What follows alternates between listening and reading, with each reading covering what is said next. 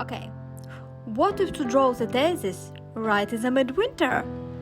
It's a bear mom and welcome to my channel.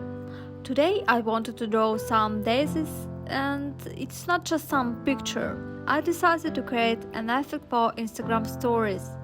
Basically it seems not that difficult. I plan the position of future flowers and begin to sketch with a pencil.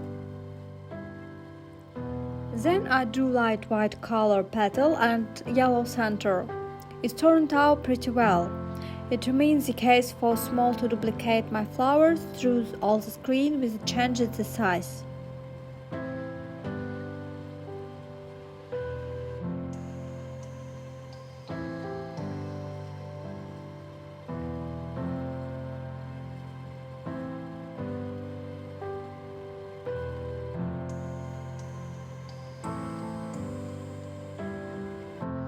It looks really good and I already wanted to try it on.